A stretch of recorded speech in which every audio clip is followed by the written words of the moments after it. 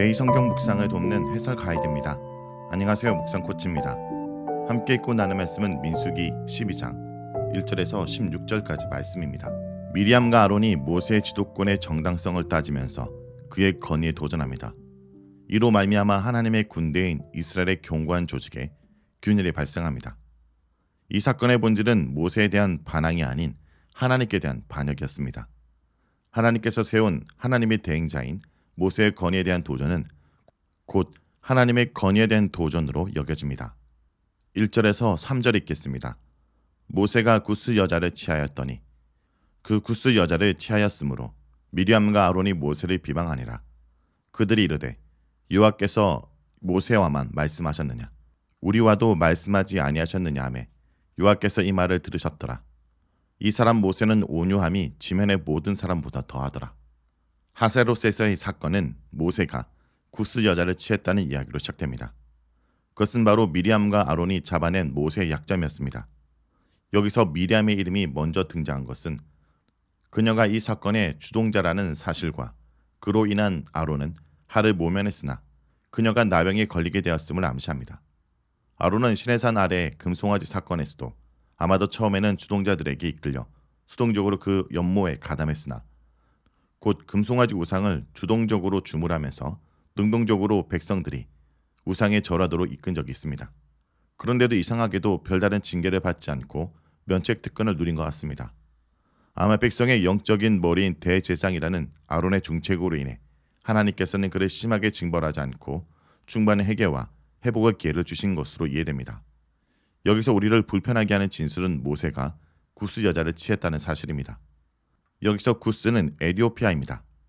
모세는 이미 미디안 제사장 이드로의 딸 십보라를 아내로 삼은 적이 있었습니다. 그런데 여기서는 그가 이방인 여자를 둘째 아내로 취한 것은 이스라엘의 정체성에 대한 심각한 역행이 분명합니다. 따라서 현재 미리암과 아론의 문제 제기는 지극히 정당한 것처럼 보입니다.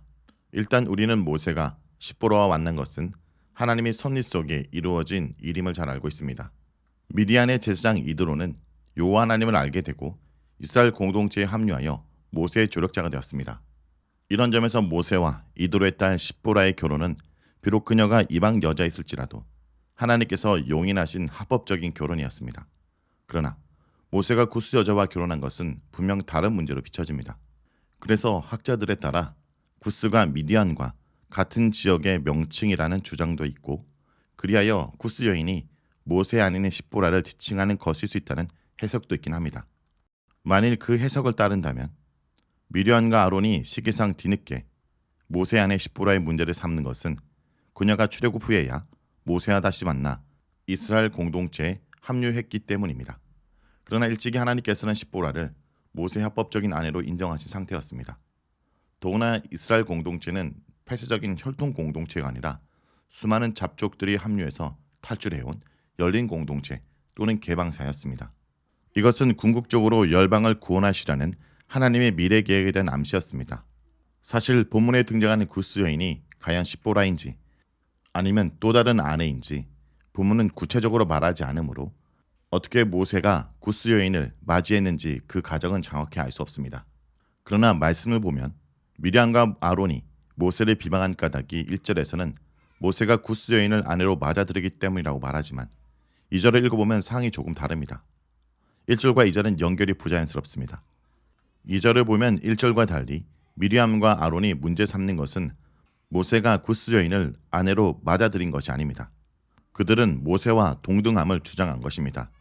그리고 하나님이 모세와만 말씀하신 것이 아니라 자기들과도 말씀하셨음을 그 근거로 제시합니다. 미리암과 아론은 모세가 독주하는 것을 곱게 여기지 않았던 것으로 보입니다.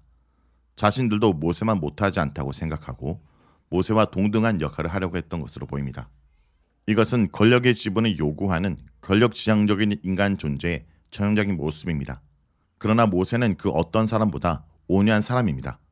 즉 불만을 잔뜩 품은 아론과 미리암과 대조적으로 모세는 마음이 너그럽고 겸손한 인물이란 뜻입니다. 4절에서 10절 읽겠습니다.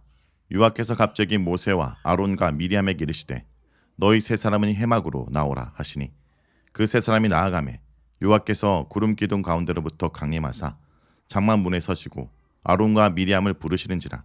그 두 사람이 나아가매 이르시되 내 말을 들으라. 너희 중에 선지자가 있으면 나 여호와가 한 상으로 나를 그에게 알리기도 하고 금으로 그와 말하기도 하거니와 내 종 모세와는 그렇지 아니하니 그는 온 집에 청승함이라.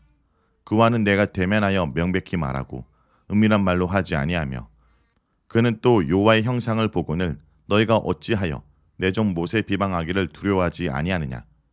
여호와께서 그들이 향하여 진노하시고 떠나시매 구름이 장막 위에서 떠나갔고 미리암은 나병에 걸려 눈과 같더라. 아론이 미리암을 본즉 나병에 걸렸는지라. 하나님이 이제 이 언쟁에 개입하십니다. 갑자기라는 단어는 돌발적인 사항을 가르치는 것인데 특히 신속한 신적 개입에 따른 비상조치가 필요할 때 흔히 나타나는 단어입니다. 이 단어의 등장은 불길한 징조를 알립니다. 하나님께서는 모세와 아론 그리고 미리암을 해막으로 나오라고 명령하십니다. 이것은 진영 밖으로 소환이며 따라서 이 해막은 11장에 이어 다시 진 밖에 설치되어 있는 시설물입니다. 진영 밖의 해막은 백성들이 배교를 저지를 때마다 임시로 설치되어 회개와 영적 쇄신 그리고 성령 충만과 더불어 중대한 재해 문제를 해결하는 장소로 사용된 것 같습니다. 해막에서 개최된 재판에서 하나님께서는 아론과 미리암을 크게 책망하십니다. 요지는 모세는 특별하고도 유일한 하나님의 대행자로 선택된 지도자요. 또한 하나님의 말씀을 대언해서 전달하는 선자로 세웠다는 것입니다. 참고로 모세는 이후에 모든 선지자의 전형이 되었습니다. 따라서 그에 대한 대항은 그를 세운 하나님을 대적하는 셈입니다. 모세에게 독점적으로 부여된 특권을 바로 하나님과 직접 대면한 자격이었습니다. 다른 선지자에게는 환상이나 꿈이라는 통보수단을 통해 자신의 뜻을 알려주셨지만 모세와는 얼굴을 맞대고 문자적으로는 입을 맞대어 라는 뜻으로 즉 말씀을 입에서 입으로 그대로 옮기듯이 모세에게 말씀을 전해주고 또한 모세의 말을 전해 들으십니다. 또한 모세는 하나님을 대신해서 그분의 집, 곧 온 이스라엘을 책임지고 운영하고 다스린 중책을 지닌 자입니다. 그런 특권을 지닌 모세를 비방하는 것은 하나님에 대한 모욕인 것입니다. 하나님께서는 그들에게 큰 진노를 바라신 뒤 다시 구름의 떠오름과 더불어 해막을 떠나셨습니다. 하나님의 진노는 미리암의 나병이라는 비극적인 결과로 나타났습니다. 11절에서 16절 읽겠습니다. 아론은 이에 모세에게 이르되 슬프도다. 내 주여 우리가 어리석은 일을 하여 죄를 지었으나 청하건대 그 벌을 우리에게 돌리지 마소서. 그가 살이 반이나 썩어 모태로부터 죽어서 나 혼자 같이 되지 않게 하소서. 모세가 여호와께 부르짖어 이르되 하나님이여 원하건대 그를 고쳐주옵소서. 여호와께서 모세에게 이르시되 그의 아버지가 그의 얼굴에 침을 뱉을지라도 그가 이랫동안 부끄러워하지 않겠느냐. 그런즉 그를 진영 밖에 이랫동안 가두고 그 후에 돌아오게 할지니라 하시니 이에 미리암이 진영 밖에 이랫동안 갇혀 있었고 백성은 그를 다시 들어오게 하기까지 행진하지 아니하다가 그 후에 백성이 하세롯을 떠나 바란 강야에 진을 치니라. 고대 이스라엘에서 나병 곧 악성 피부병은 하나님의 징벌로 인식되었습니다. 그만큼 중대한 질병으로 간주되었기 때문에 나병에 걸린 사람은 부정하다를 외치면서 진영 밖으로 짐을 싸서 나가야 했습니다. 또한 병이 완치된 후에도 진영으로 복귀하는 절차가 4단계로 진행될 만큼 매우 엄숙하고 까다로웠으며 많은 희생 짐승들을 바쳐야 했습니다. 미리암이 바로 그렇게 하나님의 벌을 받아 나병에 걸렸습니다. 아론은 하를 모면하는데 앞서 말한 대로 대제사장이라는 그의 특별한 신분과 그가 이 반역에서 주동자가 아니었다는 점이 감함되었을 수 있습니다. 그리고 11절에 아론이 우리가 어리석은 일을 하여 죄를 지었다고 자백하듯이 그가 즉각 해결을 해서 면책되었을 것입니다. 아론의 입에서 나병의 전형적 증상 중 한 가지가 묘사됩니다. 나병 환자는 피부에 살이 문드러지면서 썩어 마치 어머니 뱃속에 사산되어 나온 시체와 같은 피부를 지닙니다. 이것은 나병이 죽음을 연상시키는 질병임을 말해줍니다. 모세는 하나님께 간절히 용서를 구하는 탄원을 올립니다. 하나님께서는 모세의 기도를 들으시고 용서하기로 결정하십니다. 아마도 모세의 탄원만이 역할했던 것이 아니라 하나님께서 아론의 회개를 받으셨고 더불어 미리암도 회개했을 가능성이 있습니다. 다만 그녀가 주동자였기 때문에 면책되지 못했을 것입니다.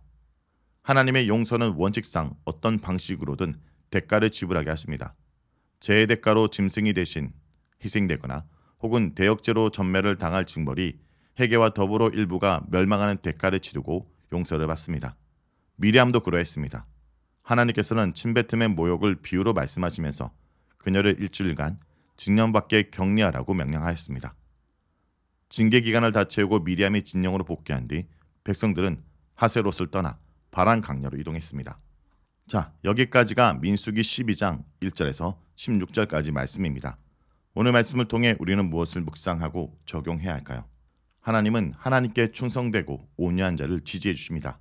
하나님은 모세가 하나님의 온 집에 충성하였으며 하나님과 대면의 친밀한 교제를 나누는 특별한 종이라고 적극 주장하십니다. 하나님이 기뻐하시는 지도자의 모습입니다.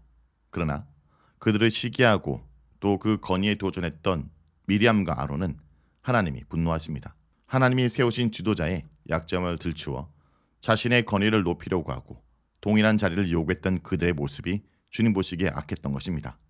성도 여러분, 오늘도 우리가 있는 곳에 묵묵히 충실히 주님을 섬기기 바랍니다. 주님께서 우리의 헌신을 지켜보시고 우리의 삶을 지지해 주실 것입니다.